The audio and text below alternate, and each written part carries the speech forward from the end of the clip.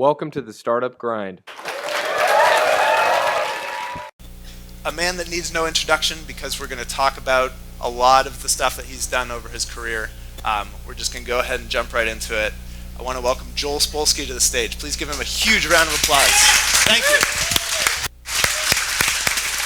Hey, thanks for coming. Hey, Joel. Hello. Thanks for coming. Did this work? Let's make sure it's on. Can you guys hear Joel? No? It's green. It's green? All right. We'll just get the levels adjusted a little bit. You got some water behind you if you want Cool. to. Thanks for coming. We're really Well, excited to have you here. Thanks. Yeah, thanks for having me.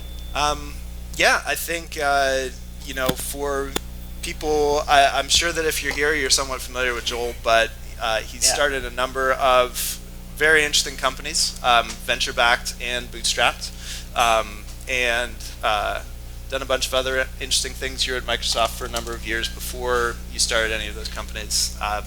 But I want to kind of like delve back a step further past that because you're actually part of the Israeli Defense Forces. Oh wow, that is far back. And I know I want to get a little more of the story there, in large part because I can imagine that in different ways it may have influenced how you approach starting companies. I don't know if it did that much. I mean, I was drafted. Everybody who's 18 in Israel has to go in unless you can come up with a good excuse. And I couldn't think of anything that I could really pull off. Yeah. All right. So I went in and I looked around me and I saw all the other people going through the army, and a lot of them started out as little shits and ended up as little shits, and I decided it probably didn't make as much of a difference as I was hoping. Okay. All right. That's fair. So that was 1 year? No, 3 years. Wow, 3 years. 3.5. Yeah. All right. Yeah.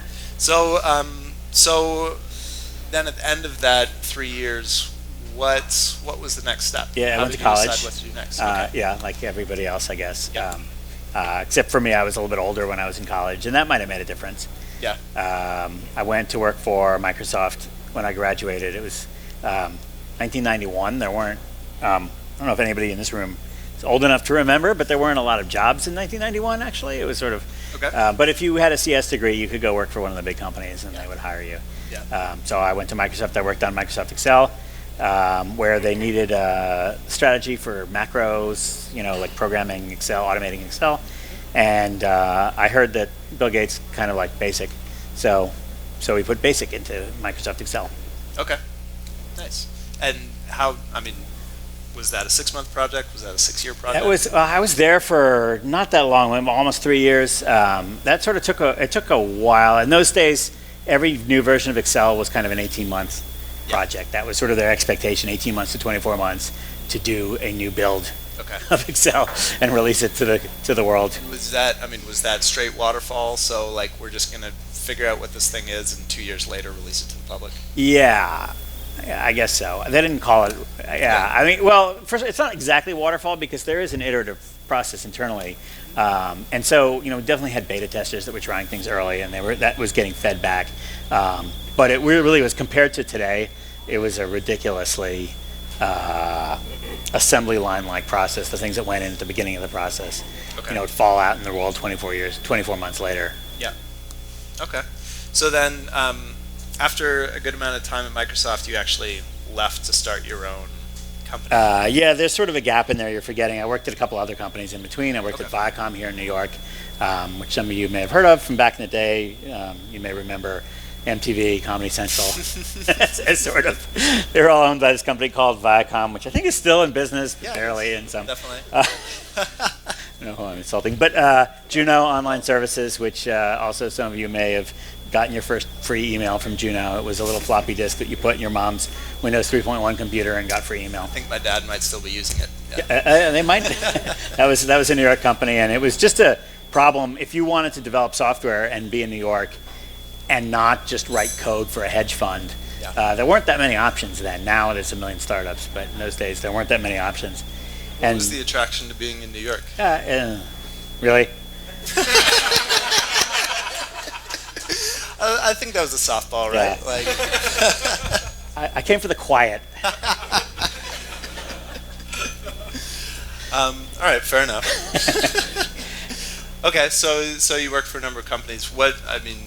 are there things from those experiences that you feel like you're still pulling out? Definitely. I spent a brief time working for Microsoft Consulting Services, which is useful because when I started Fog Creek Software, my own company, we were bootstrapped, and the idea with bootstrapping, or sort of our idea with bootstrapping, was let's go ahead and just work as consultants. We'll get some gigs, 3 or 4 of us will go write some code for somebody, and we'll try to save every penny that we have to build a software company on the side while we're working as consultants. That was sort of the bootstrap model du jour, and it still works today, actually. It's a pretty good model, and you'll see a lot of software companies that started out as little consulting gigs, like 37 Signals is sort of an example of a pretty successful one, Fog Creek. It's a great way to bootstrap. So that was our original idea, and I didn't know anything about consulting except that I had worked at Microsoft Consulting Services for about 6 months, 9 months, I don't remember. So every time I was wondering how to do something, I just looked at how they did it, and then I did the opposite. And that was... Is the George Costanza model? Well. Yeah, exactly. Nice. Exactly, the George Costanza model. Awesome. So at what point did you make the full transition? You're actually working full time for Fog Creek. Michael Pryor and I started in September 2000. It was a great time to start a consulting company because although the crash was well underway, we did not know it yet. We did not find out until March. So it worked out just great. There were in those years in 2000.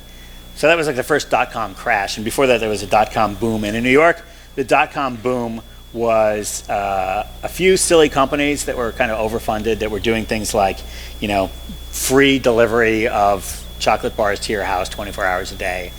And that was it. I mean, that was Sounds the kind of business familiar, actually. Yeah. And an enormous number of companies that started out that were basically web agencies, I guess they're called now, the ones that remain. Yep. And in New York, within a matter of months, there were these companies that had 2,000 employees just writing HTML pages for every brand in America to build their first website at $300 an hour. And so that was the market that we opened Fog Creek in, where, if you were over the age of 13 or whatever the federal law is, and you could write HTML, you could charge $250 an hour making a website for Ford Motor Company or MTV or whoever it might be. Sure. So that seemed like a great opportunity, and you don't need $250 an hour to live off of. You need a lot less than that. And so that seemed like the great bootstrapping opportunity, and it really was. We had some consulting clients. We did a great business for the first 6 months. We saved up enough money to then be able to kind of survive the first 2 years of the winter that followed that. Right. Great. And at what point? So I think you're well known. I don't know how many people in the audience. Well, let's do this. Go ahead. How many people in the audience have heard the name Joel Spolsky before you bought a ticket for this event? All right, that's awesome. That's a pretty good number. How many people have heard of Joel on software? All right. Yeah. That's pretty great. Okay. Awesome. The rest of you. Go Google that. So that was my blog, by the way, for those of you that weren't here, which I stopped writing.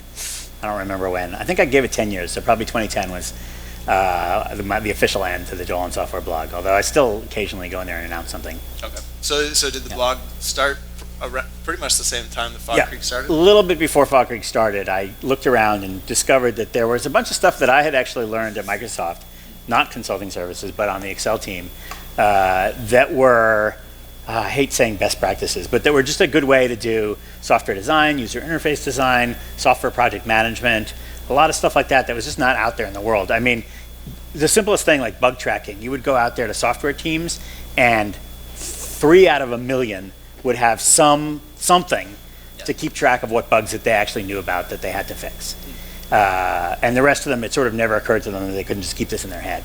And that seemed to me like a pretty simple... Really that bad? Like no one was keeping a list? They might have a text file somewhere. No, I don't even... it was that bad. It was actually that bad. And the state of user interface design was obviously terrible. And if you went to the bookstore and tried to buy a book about how to design good user interfaces, there was almost nothing to buy. I mean, there's really no books out there.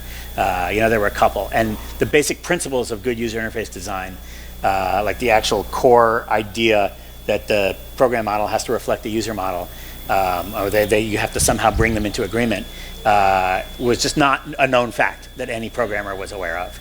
And they weren't looking for those things. The fact that people didn't like to read words that appeared on the screen was not something that most programmers knew. So they'd only had strings for about 10 years, to be fair. But essentially, I thought, I can actually just write a bunch of this stuff down on the web, and people will read it, and they'll say, "Oh, I did not know that." It was sort of the beginning of the web. There were people writing. I mean, probably. When I started writing Joel software, there were not a lot of blogs. Dave Weiner had started quite a bit before me, and he was also sort of linking to news as it was happening, but also writing essays in something called DaveNet, which was actually an email list before it became his blog. Phil Greenspun, everyone was sort of famous, founder of Ars Digita, wrote a bunch of blogs, and every once in a while Phil Greenspun would write a blog saying, "Oh, I needed a mattress, so I researched how to buy a mattress, and here's what I learned." And then he'd write a long post about buying mattresses, and that was the only post you could find on the internet about how to buy mattresses, that somebody had done a little, Harvard undergraduate style research project on buying mattresses that was actually somewhat useful. And then he had a photograph of himself with a prostitute sleeping on the mat. Anyway.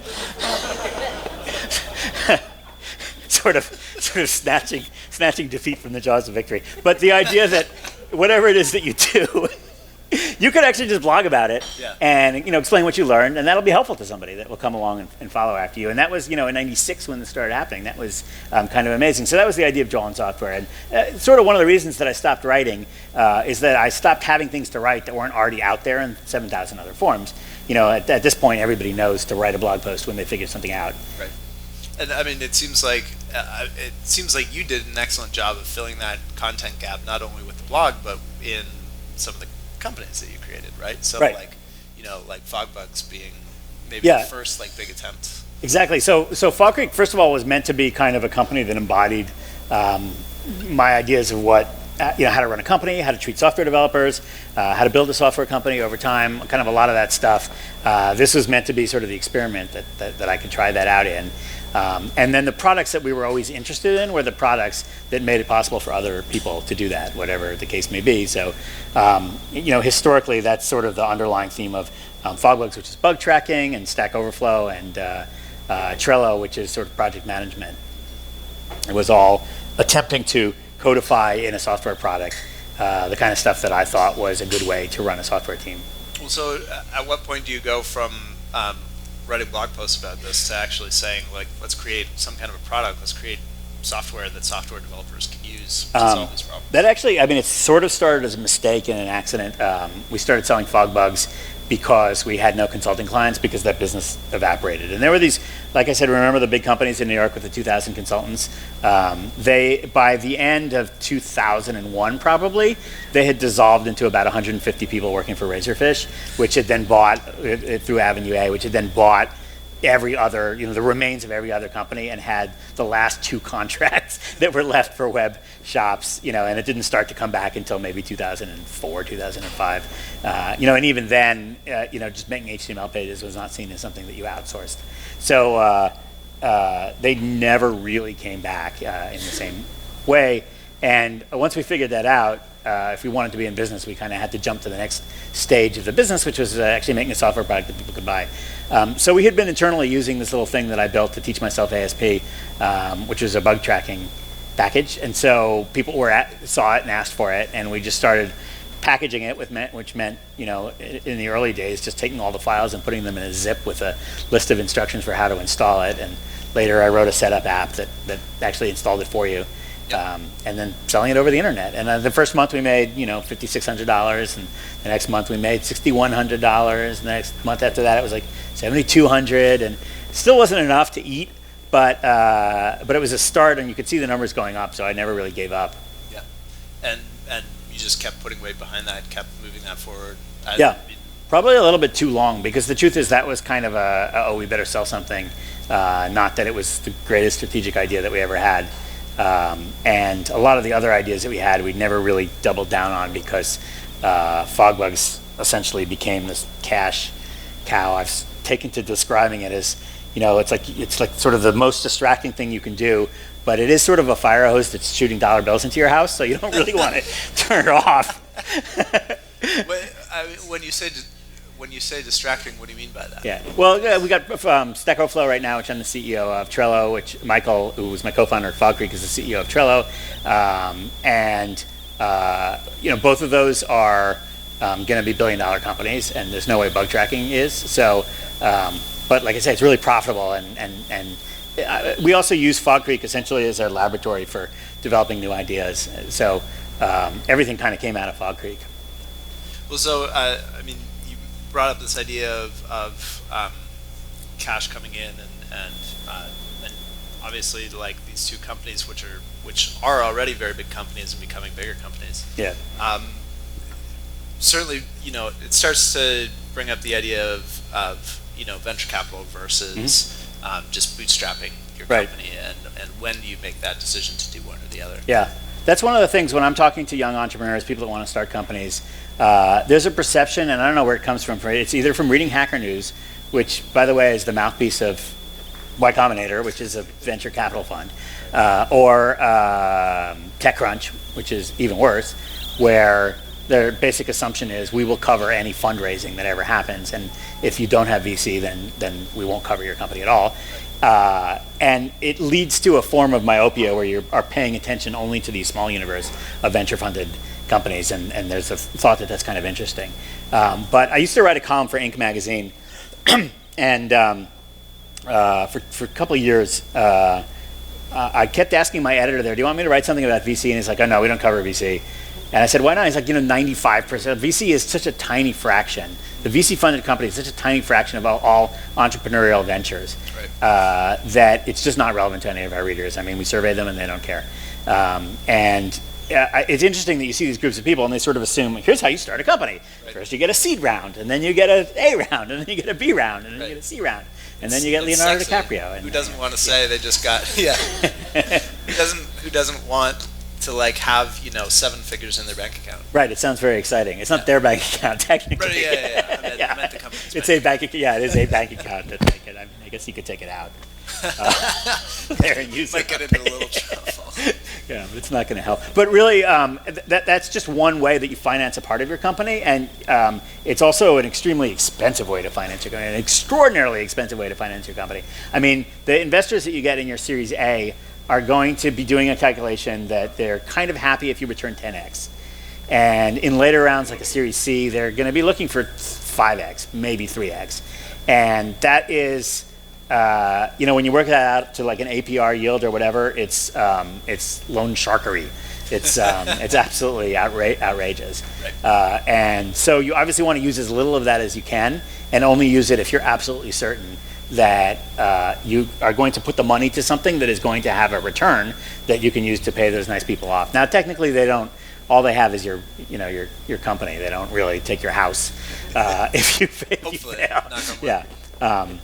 But actually, the other thing that I think people forget about the VC is that there's a whole range of middle outcomes where the liquidation preference kicks in, and you sell your company for something like very similar to the amount of money that the VCs put in, right, and so they take it. And then you have nothing left. And that's actually sort of a middle. So there's also the sort of middle round where the company never goes anywhere. It just sort of zombifies for a long time. It's making some money, so you don't want to shut it down. It doesn't. So like there are sort of the extreme outcomes on both sides. If you get stuck in the middle, you have found yourself with a job for 10 years that is not very fun. Yeah, I mean, you bring up an interesting point that you can sell your company. The company that you started could be sold for $50 or $100 million, and you could see zero. Yeah, if that was what you raised, you would see none of that. And in fact, a lot of the liquidation preferences are higher than 1x. Yeah, so like depending on how 2x, bad you are, 4x liquidation preference. Right. You don't see that much anymore with good companies. But the other advice I give people is if you are seeking VC, well, let me first tell you a brief story, which I kind of use as the first criterion for whether you should raise VC. When Starbucks got started in Seattle and they went public, I don't think there were VCs that invested in coffee shop chains yet. Now there are, but they just went public on the NASDAQ and raised a bunch of money that way. But what had happened is that they had started in Seattle and they had opened 20 or 30 stores or something in Seattle that were very successful and very profitable. And as an experiment, they raised a little bit of money from some investors, and they tried the same thing in a couple other cities. I think it was Washington and Chicago. They picked 2 random cities, opened some stores, as an experiment and just saw what the cash outflows and inflows were. And what they saw is when you open a store, you got to pay a deposit to the landlord, you got to build the store out, you got to hire some people and start paying them for their training on the first day, you got to buy a La Marzocco, those are $16,000, you got to buy some mugs, you add all that up. The first day, some people come in, they buy some stuff, you lose a little bit of money. Eventually they figure out that Starbucks is there, and you start getting people coming by every day on your way to work, and you become profitable, and then you start paying back your initial investment. So every individual store, you could make a little spreadsheet of just when the dollars would come in and when they would go out. And they had then done that, I don't know how many times, but they had done that in 3 different cities, a handful of times, and they were pretty convinced that this model was repeatable. And once you figured that out, then the right thing to do is not to open another 10 stores and then another 10 stores and then another 10 stores. The thing to do is to open 6,000 stores in every city you can find, as fast as you possibly can find a way to do it, because you know that each one is profitable, and that if you don't open them now, then somebody else, like Coffee Connection, is going to do the same thing, and then you're just going to have to buy them for $1 billion later when you want to expand to be global. So that's a great time to raise money, because you know exactly what you're going to use it on, and you know how it's going to make more money. You have a machine that turns dollar bills into $7 bills. But I mean, if there was such a thing, and whatever. And so you're like, everybody, bring me your dollar bills. Clearly meant 7 $1 bills. Yeah. And so that you should be thinking the same thing about VC. If you're thinking about fundraising, think about whether you have that machine, or if you really just want a rich guy to sponsor your software project. But, I mean, what you're describing sounds like a real business going out and seeking capital, right? As opposed to an idea going out and we're surviving on a hope and a dream, and we need only $5 million of your dollars. Yeah, well, if you look closely and read between the lines, the 2 times I did raise venture capital were in the case of Stack Overflow, when we already had 6 million monthly visitors, which we thought was 2/3 of the world's population of programmers. We now have 100 million, 28 million going to Stack Overflow, so the world's population of programmers is probably closer to 28 million, I guess, more than 9 certainly. But we knew it was working, and we already had job listings, and that was already making money, and we knew how that was going to work. And similarly, Trello, when we went to raise money for it, it had enormous traction, and every time we added a paid feature, people would sign up for it like crazy, and we knew that if we just hired a bunch of salespeople, they could sell the heck out of these Trello business class features and return a lot of money. So in both of those cases, we had people falling over themselves to invest in us, and it was easy to raise money. And that leads to the second thing, which I tell people, which is if you go out to raise venture capital and you find that it's very easy and people are falling over you, then by all means do it. If you go out to raise venture capital and you find that it's going to take 6 months and you just have to keep meeting with people and their terms are really bad and you finally find one person that nobody's ever heard of, but their money appears to be green, then you're going to be miserable, and don't do it. Yeah. So, I mean, if you're Uber right now, or I can't remember the name of this Chinese company, just announced $2 billion raise, valuing them at less than $4 billion. So they just sold 50% of their equity. Yeah, those are weird stories. They're really bizarre. But I mean, there's got to be an extreme where you can't just keep dumping money in the top, right? I don't know. It sort of depends. I mean, the other important part about raising money is that a common mistake is to take too much money too early on and to give up too much. And the way you think about it from an entrepreneurial perspective is if you take, I don't know, let's take GitHub. They took 100 million when they probably only needed initially 20 million. And so they had to sell 5 times as much stock at a valuation that they probably would have gotten a higher valuation for the same shares in a later round and given up less equity going on. I don't know what their internal considerations were or how they figured that out, but taking too much money early on is sort of a mistake, and so usually the right thing to do is to take the kind of minimum amount to survive for another 12 months or 18 months. Right. So it's a great idea, especially in the world now of like getting a $10 million Series A round or something like that for a software company. Like, why not take $250K, spend another 12 months building it? Yeah, it kind of depends where you are. And in both the case of Trello and Stack Overflow, we were able to, essentially bootstrap it with our own money. And I did a calculation that the amount of money we put into Trello, while it was a free product, we had taken no outside investment, but we were hiring programmers at Fog Creek to work on Trello. And I sort of added that up, and it came to about $3 million, I think, that we quote unquote invested in it. And so that was already a really good investment. So So in each case, that could have been like a seed round of like $3 million to get a few programmers to build the first version of it. over how many years?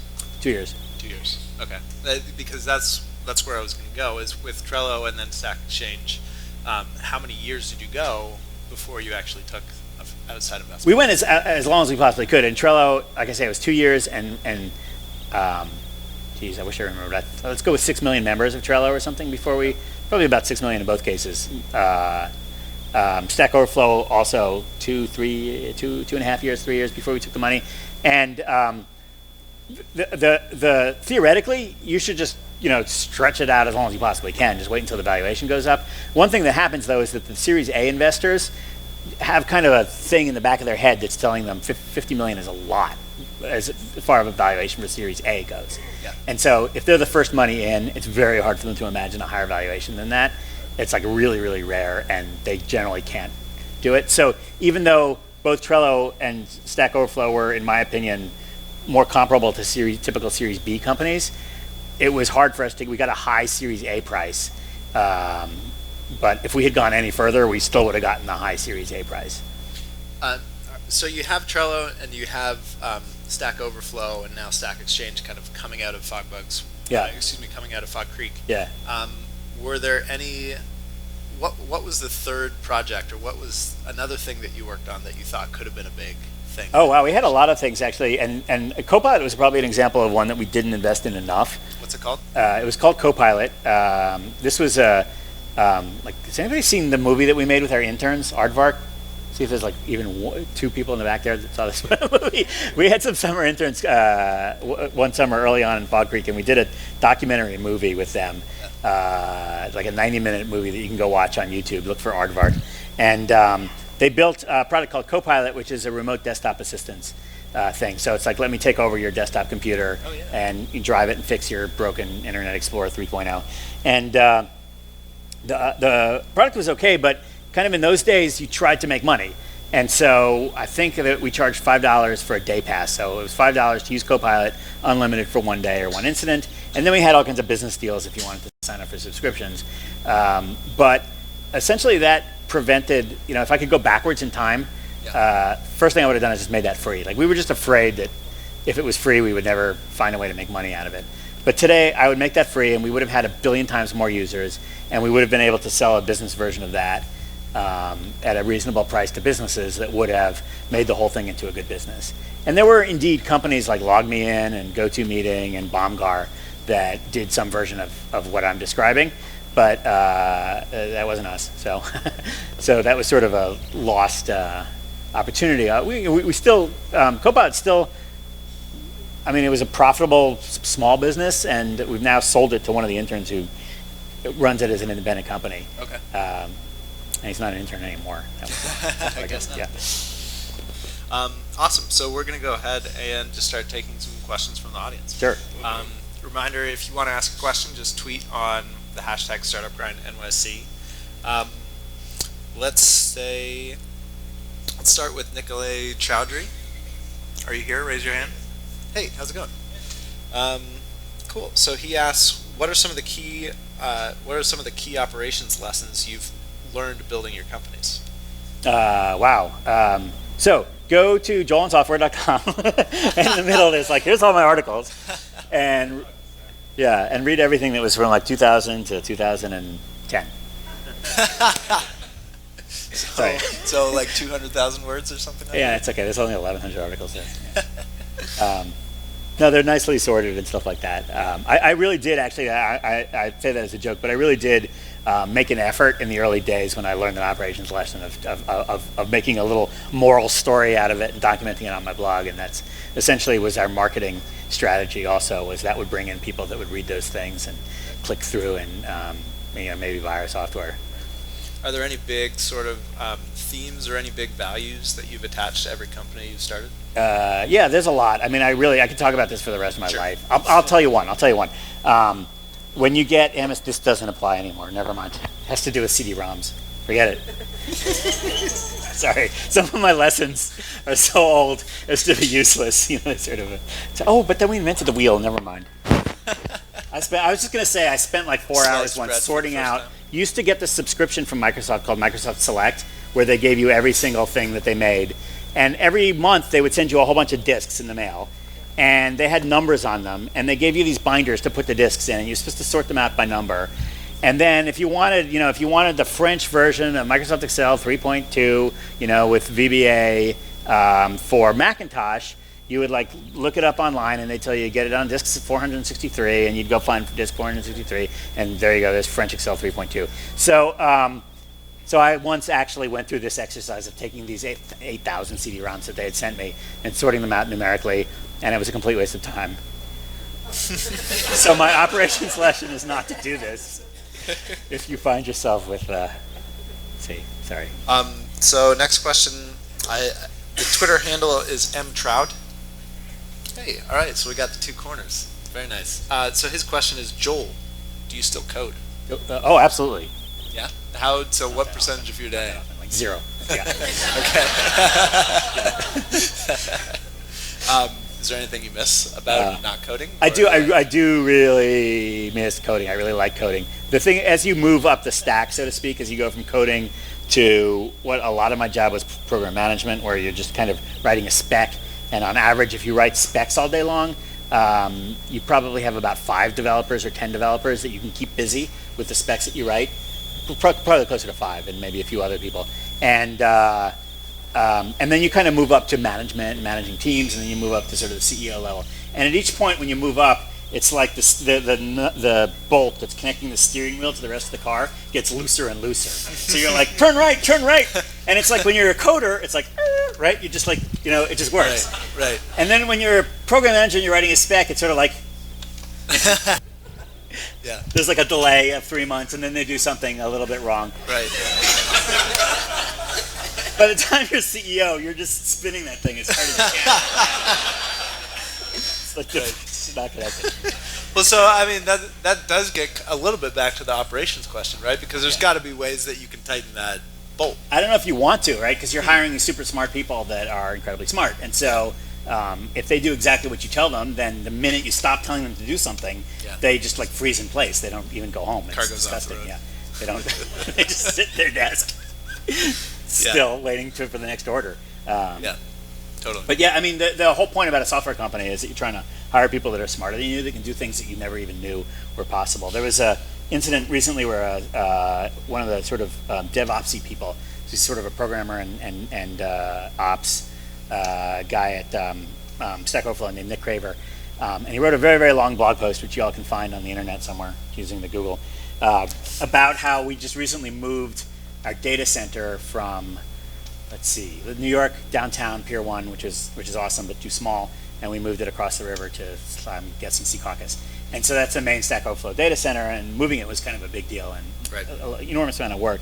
And he wrote this blog post talking about literally everything he did, and the blog post goes into unbelievable detail, and it's the stuff that network administrators will just love. They're like, we decided to use pink cables for 2 feet, orange cables for 3 feet, blue cables for, whatever. Anyway, it's like a little bit too much detail, but the sysadmins will love it. And at some point, there's a snowstorm in the plot of the story that I'm reading. We had a big snowstorm last winter, some of you may remember, and they got stuck in Secaucus at the data center, and there was no way to get back to New York, and the local hotels around there were all occupied or something. And so they just decided to work through the night. And then Nick writes a little note in his blog post, and he says, now I need to point out that at no point did management ever tell us to work through the night. We decided that on our own. Management around here doesn't work that way. They don't tell us work overnight. Yeah. And so here I am reading this blog post 2 months later and realizing I guess we did move the data center. So I said, it's funny that you write that, Nick, because I didn't even know the data center was moving at all, let alone whether they should stay overnight. Tell you that you should stay over at night. But you can't, I can't decide that the 2 feet cables should be pink and the 3 feet cables should be orange. There's people that know that stuff much better than I do, and they have to decide that. And so you really don't want the tightly engaged steering wheel. Well, so on that point, there's an interesting question from Mark Cooper. Mark, can you raise your hand? Hey, how's it going? So he asks, and this He asked, did you source your team yourself, or do you use a recruiter agency? And this gets into a lot of never used a recruiter. No, never used a recruiter. Yeah. I mean, this actually gets into a lot of what Stack Exchange is doing now, is helping other Yeah. companies hire. Yeah, so the business of Stack Overflow Careers is to eliminate recruiters. Not in-house recruiters, but the sort of the weird contingency recruiters that kind of think that they can find people. Our hope is to somewhat disintermediate that. Yeah. But we never, yeah, never. One of the only things, I'm not really a good person to ask about that necessarily, because we make these developer products, and Jolan Software is well known, and Stack Overflow is well known, and even Trello is well known, and I'm probably the only person that doesn't have a problem hiring, the world's best developers. But in the early days, we would blog about it, we would work our butts off. In the early days of Fog Creek, when we weren't that well known, we just had a very intense summer internship program, and we would work our butts off to recruit the best summer interns we could possibly get and convince them that we were a good place to work, and then teach them an enormous amount during the summer, and then bring them back full time. And those interns have become, the VP of Engineering at Stack Overflow, the VP of Engineering at Khan Academy, the VP of Engineering at Fog Creek. They've sort of kind of worked out. Copilot. Yeah, yes, the owner of Copilot, some of the top developers in all my companies, and at other companies around the world now, came from our internships. So we actually have a lot of questions on the VC and startup capital side. So I want to go back to. That's always popular. Yeah. Samir Sirdeshpan. Hey, how's it going? Did I get that? Did I get your name? Good. Wonderful. So his question is, what do you think about crowdfunding as an alternative to venture capital? Yeah, I would not bother. Yeah. Well, no, look, if you're making a movie or something, that's fine. That's I think that where I've seen crowdfunding work that I like is the kind of the artist patronage model. Like, I would like to allow this artist to make their thing, and I would like to give them $10 so that they can make a movie that I want to see exist in the world. And if they screw up or whatever, it's okay. I don't mind. It's fine. I think when it's a business that you're trying to make, it's weird. Like, it's sort of weird there's this sense among entrepreneurs that they are somehow a charity. And Right. My philosophy tends to be to be capitalist with capitalists. If you're making a business in order to make money, and that is the goal of your business, to make a profit so that you can get rich, there is no aspect of it that is a charity in my mind. And so when people raise their hand and say, I'm an entrepreneur, can I have a discount? I mean, I don't, why? Would you get the discount? Exactly. Right. Anyway. Right. Well, so do you think that Fogbugs could have done well on a venture capital, on a crowdfunding campaign? No to both. I mean, it would have done. There are ways that it would have done better. Like, if I could go back in time, I would have been able to make it into a bigger and a better product. Just not knowing now what I know, knowing then what I know now. Sure. It's just the idea of, like, let's make a tip jar and that's going to start my company. I mean, that's not. That works if there's something that people really want to see in the world that doesn't exist in the world. If you're building what you're building as a business, then a business has to be a machine that makes profit at some point. And so you shouldn't have to snore for that. Well, so any thoughts then on crowd equity? Like, if you're actually selling. Oh, it's even worse. So crowd equity has got an even worse problem, which is that it sounds like a great idea until you realize that used to be the most common long con in the world. Like, that is the way to scam people out of their money, is you tell them that they're investing, whatever. Right. And it was originally outlawed for that exact reason, because that was 99.99% of those cases were just cons, were just scams. Yep. So it almost can't survive into the.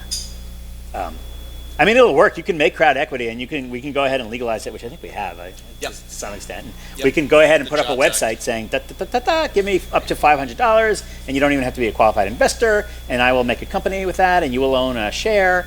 And I mean, really, this was like 19th century. This is a classic 19th century scam. Yeah.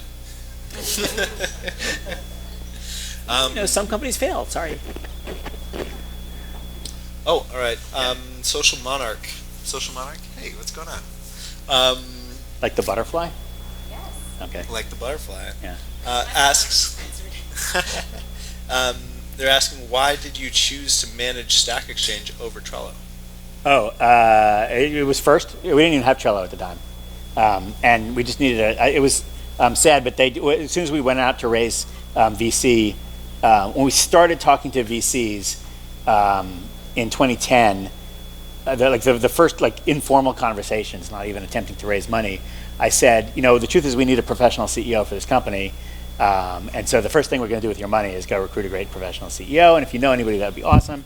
And that's not the worst thing you can possibly say to a VC, because a lot of times they'll have some entrepreneur in residence floating around that wants to take over your company. And like I already have this person. They're like, oh, as it turns out, if you insist. But really, it became very, very apparent to us that they really wanted me running the company. By about the third time we were talking to them, I had to commit to this somehow full time.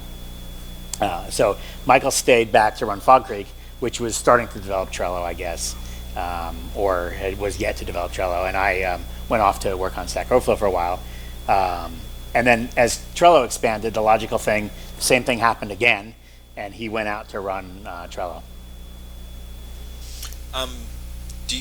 So actually, I was going to ask a question, then I realized someone else asked a very similar question. PNEC 08. Duplicate. Yeah. PNEC 08. I don't know if I'm saying that. All right. So the question is, do you ever see a future where Stack Exchange goes public? Oh, probably, yeah. Yeah. I mean, I actually kind of like the idea of going public a lot more than the average Silicon Valley entrepreneur these days. Yeah. And we're kind of on track to it. And well, first of all, I think it's a good discipline to run your company as if you're going to go public. So you should ask yourself, when will we be able to go public? You may not be able to go public because there may be some crisis in Uzbekistan or something that just makes it impossible to go public when you want to. Right. So you don't have a whole lot of control over exactly, whether there's a window to go public at that time and what kind of valuations are being able to go public on what day and all that kind of stuff. But you can sort of guesstimate, look, the companies that are successfully going public have a valuation of so-and-so and revenues of so-and-so and growth of so-and-so. And so let's just build a company so that we can get that kind of valuation. Let's get a real CFO and let's get all our papers working in order and let's get Payne Weber or whatever it is, or get a real Payne Weber? A real auditing firm to audit our books. Yeah. Instead of, who am I thinking of?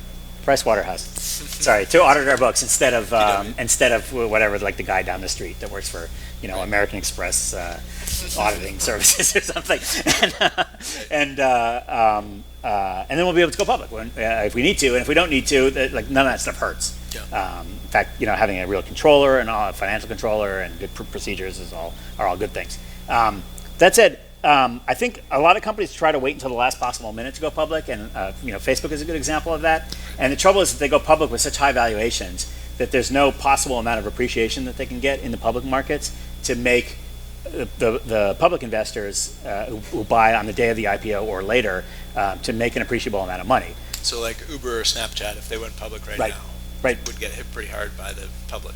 Well, they wouldn't make that much money. Yeah. And so people that have invested in Facebook are like, in the public markets, like individuals that invested in Facebook are like, meh, and it's like the people that invested in Microsoft and Berkshire Hathaway never stopped talking about it because it was life-changing. If you invested in Microsoft, 4 years after the IPO, you made 100x. You know what I mean? That stuff was really you could make money there because they went public relatively early in their life. And so what's happening now is that a lot of that appreciation is being left to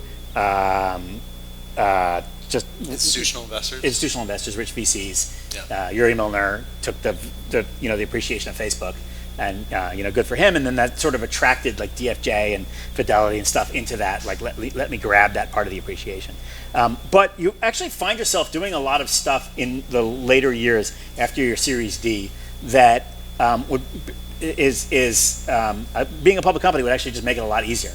So you find yourself spending $100,000 on legal paperwork so that some employee that wants to buy a house can sell a few shares to somebody that wants to buy their shares, when if you were public, that would just be a non-issue. That would just be go deal with it.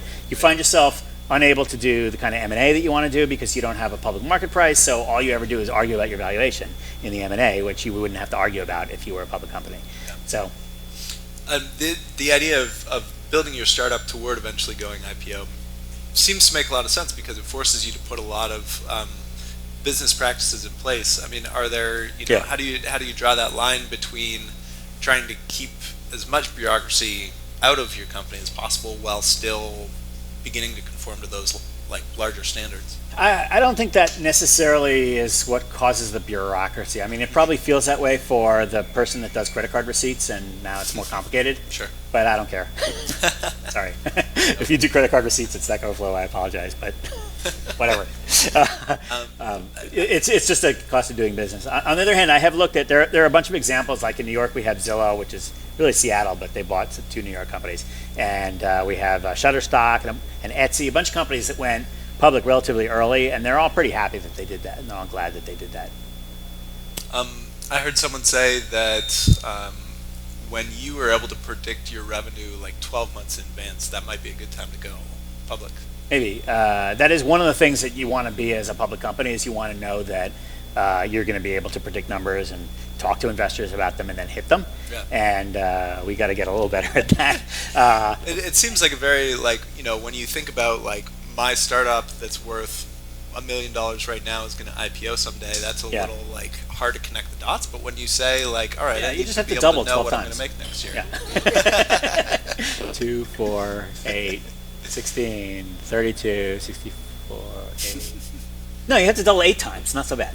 All right. Yeah. There you go. Go for it. So you have 8 months, Yeah. double it every month, and you're good. Well, then you're going to go public in 6 months if you can double every month. Yeah. Awesome. Well, it's 8 o'clock. I know we got started a little bit late, but I want to make sure that we have time to actually hear from the audience. So if you haven't, actually, I'm curious, how many people have been to a Startup Grind New York City event before? Can you raise your hands? Awesome. Thank you for coming back. What we do at all of our New York City events is actually at the end of the event, ask a few of you to stand up and talk about what you do, just like 30 seconds. Give us like, if you're running a company, give us the name of your company and then what you're looking for. If you just happen to be an independent, if you're a designer, if you're a coder, if you work for a big law firm, just get up and tell us who you are and what you do and maybe what your biggest need right now is. And then quit. And Joel's going to hire you apparently. But Do credit card receipts. credit card receipts. Awesome. That's what lawyers do at my company. Sort through the Amex bills. Yeah. So Is this Expedia check? this is just like, we have this space until at least 9 o'clock. We have more beer. I think there might be a little bit of pizza left. We definitely have more sodas and stuff like that. We want you guys to stick around. Please feel free to just hang out here. Try to meet the person to your left, to your right. Try to meet someone that you haven't talked to yet tonight. So let's just get a few people to stand up and talk about what you do. And yes, by the pillar there. Yep. Is that working? Oh yeah, now it's working. Hi, my name is Julian Iznanova. I'm co-founder of Haka Labs. We initially built out a media platform for software engineers, and now we're working on a better collaborative search engine for devs. So I'm very interested in what Joel has to say. And I actually have a question as well. Is that something that comes later? Joel, are you able to stick around for a few minutes afterward? Sure. For questions? Yeah. Okay. I'll be here. Yeah. Okay, So yeah, you're more than welcome to come up and ask a question afterward. thanks. Yes. Hi, I'm Diana. I'm working on an app for women to make friends called Monarch. And For women to make friends, Monarch with a Q at the end. with a got Q it. at the end. But on the side, we also host female hackathons. The last one was actually hosted and sponsored by Trello. I don't know if you know that. Awesome. And the next one's coming up in October at Spotify. And if you're interested as a designer, developer, or you're a female who has an idea, wants to bring it to life, come find me. I've got the pink flower. Do you have to be a woman to participate? Yes, it's an 100% all-female adult hackathon. So, Awesome. oh yes, She Hacks NYC. She Hacks NYC. Cool. Thanks. Yeah, go ahead. Hi everybody, I'm Stefan. I work for Joel's company on the careers team. He touched on it a little bit. So if anyone has any questions in regards to finding or sourcing developers for your company, Careers is the place to be. Awesome. So is Stack Overflow actually hiring right now? Stack Overflow is growing. Growing. Really quickly. All right. That's another thing that's really great. If you have any questions, talk it up, I'll try. All right. Yes. Yep. I'm Morgan. My company delivers chocolate bars 24 hours.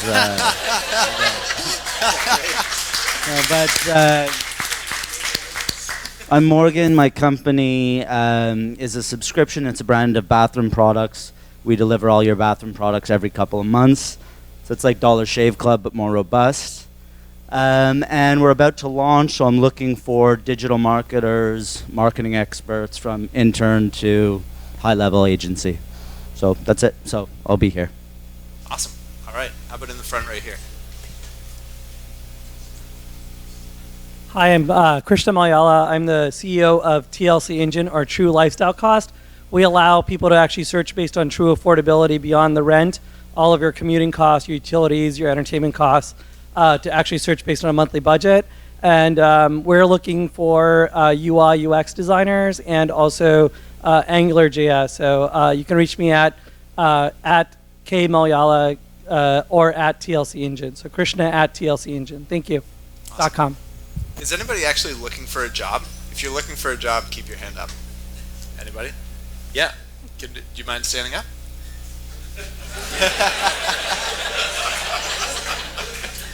Hi, my name is Ron Garrett. I work for a digital marketing agency here in New York, but I have a very strong sales background. So I've essentially, for the past 12 months, I've been focused on recruiting and selling projects to startups that are post-Series B or big brands. So if you're looking for a VP of sales or just looking for somebody that is very strategic and can help you grow your team, I'm looking for a new position. So Awesome.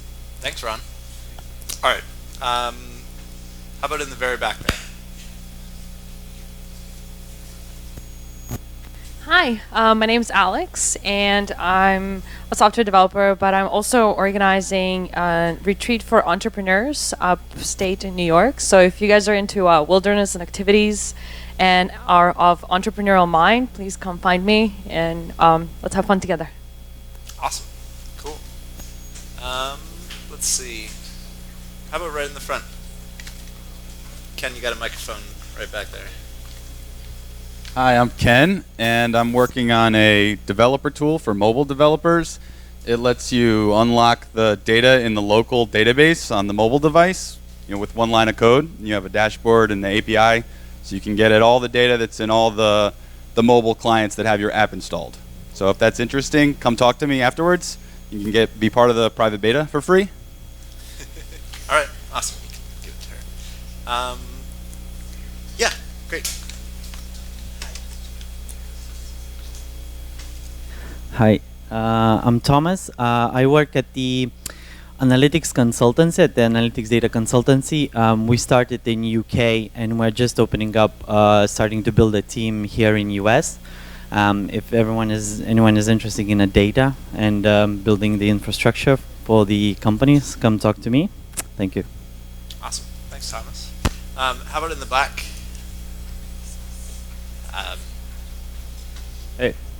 Hey, I'm Darren. I help out Startup Grind bring in sponsors. Thanks a lot to Just Works for being here. So I run an agency that helps companies maximize ROI at tech and innovation events. So come see me if you have questions about event strategy. Cool. Way in the back there.